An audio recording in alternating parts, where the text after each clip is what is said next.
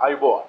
Towards a model of humanized marketing branding approach for sustainable consumption is the topic that I have chosen today to present. My name is Denzil Perera, and let me thank Slim and Emerald and the organizing committee at the outset for giving me this opportunity to present my case today. Marketing and branding has always been blamed for promoting consumption, promoting needs, promoting wants, and in this context, why organizations are involved in this, why organizations engage in this is because success to organization is how much wealth they create for the requirements of maybe few. And success for a country is how much of GDP increase that they have achieved in a given year. Therefore, success for the whole world is how much of increased consumption that the world has been able to embark on in each year. Now, this is the backdrop in which we talk of or which we blame marketing for creating needs and wants. So, promoting sustainable consumption is required at this point of time is because triple bottom line, sustainability, sustainable production, etc. have been just buzzwords which has no meanings.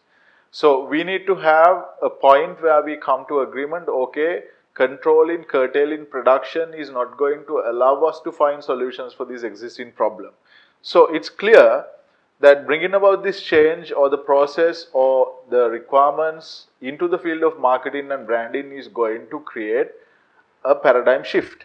David Darker has broadly defined consumerism as an organized expression of improved quality of life. What it says is that consumerism is needed for a good quality life. In other words, we are focusing on consumption to have a good life. So you can see people consume to make them happy. They want to be happy so that they consume. Now, when it comes to literature, when you look at marketing, I compared the definitions of CIM, American Association of Marketing, etc. with SLIM. So it's only SLIM which takes marketing as a philosophy, not as a function. Now, here we talk about sustainability, we talk about the sustainable exchange process. Now, when it comes to consumerism, we say that it's bad, some people say it's good.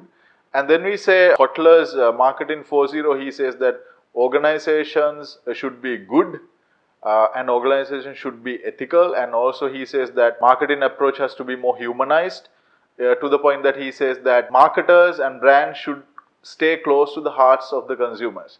But this shift is a good shift, but the problem is that what he's trying to do is to get closer to the consumer just to say that, okay, we understand you better so that we promote more and more products, services to you. In other words, we are basically going to the square one again. We always try to show a way, or we try to create a way to promote more consumption. So in this aspect, identifying this problem, I divide this whole thing into three sections. First is the production. Wealth accumulation, need for individual achievements, exploitation of capitalism.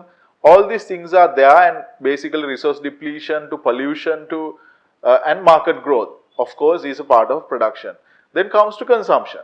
Ability to buy, wanting to buy, coming together gives you happiness. And then you have, in the end, value creation. So why are we doing production consumption is because we want to create value.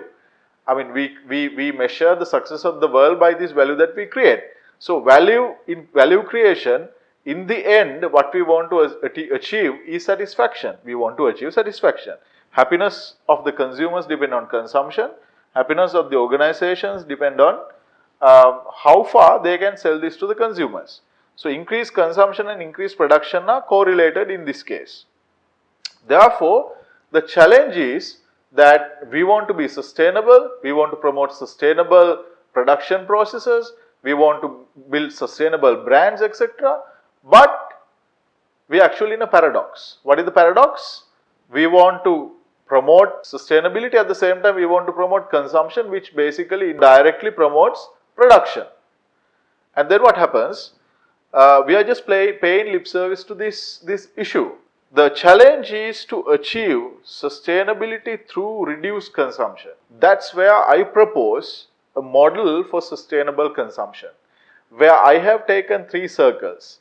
In one of the circles, I talk of body, as in the physical needs, what physically people want to buy, consume to satisfy. Then we have the mind, the emotional needs, mental needs, the love, care, affection, you have the list goes on. Then you have the soul. That's where basically we say, okay, we believe in ethics, we believe in integrity, we believe in next birth, we believe in heavens, etc.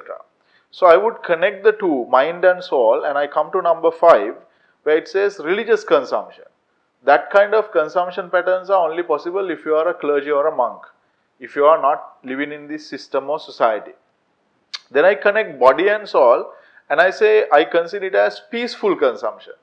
Peaceful consumption means that as you believe in karma, as you believe in maybe next birth, as you believe in the fact that if you do something wrong, you get it back, you try to see as you consume what will happen. For example, a very simple example, vegans. This is not just been about mindful about what they eat and drink and consume, and it's also about thinking of other creatures, which is a very good way of consuming things. Then you come to body and mind collaboration. Number 4, there you see mindful consumption. You consume, of course, you know that you need to take certain things in for you to maintain your system, but you are mindful about it, you know what exactly you are consuming, and the combination is really good as well. So, out of all these, the fine point among the 3 is what I say number 7, which we say perfect or sustainable consumption. So as you are consuming to satisfy your physical needs, mental needs, or your spiritual needs, and when you see a correlation, when you see a connection, when you see that these things are in harmony, the effect that you would make in the process of consumption would be very minimal. You would really not be harming, you would really not be in a pain to anyone, you will not be a burden to anyone. After looking at consumption, which is basically going to be promoted towards consumers, let me also look at what marketers can do in this process other than promoting mindful consumption or peaceful consumption or perfect consumption. They can also look at 4 things. In my model, I propose 4 things. First is promote competition. You are competing while cooperating. What I'm saying is promote competition, live in harmony. For example, in the recent past, I could see some of the fast food chains. They all said that it doesn't matter from where you buy fast food. As long as you buy fast food at this point of time, it keeps our staff going. So that's a very simple example, but it has a huge meaning to it. And then set consumption standards.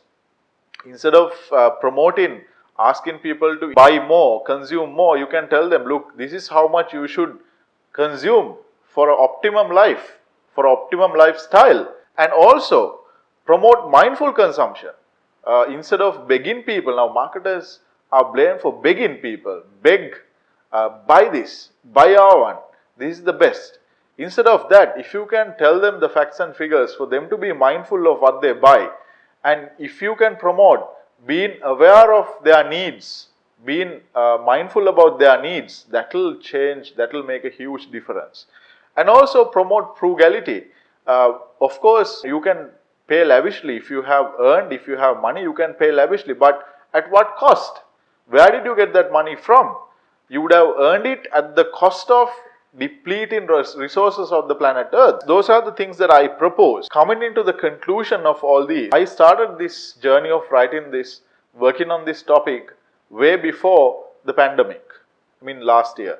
So I could see that when I started working on it, this topic is more relevant than ever before. Because today people are deprived of consuming. You can see people are getting depressed. People are committing suicide. People can't cope up with this pressure. So this is the best time for us to talk about right consumption patterns, which would not depend on consumption. So your happiness is independent of consumption. Your happiness is not depending on consumption for you to be happy. I'm not saying you should not consume for you to continue your lifestyle. Of course you have to. But by being deprived of that does not mean that you're going to collapse. If we can take this U-turn and if we can set these standards, we are going to be the generation that is going to make this difference, that is going to start this journey. So this article is all about taking this message to the world and promoting this sustainable, perfect consumption patterns so that the world can still consume a little lesser than what they used to do, but at the same time they will be happy, or they will be even happier that they have realized that consumption is not just about physical consumption of things. It has a lot to do with your soul and your heart or your mind. Thank you very much.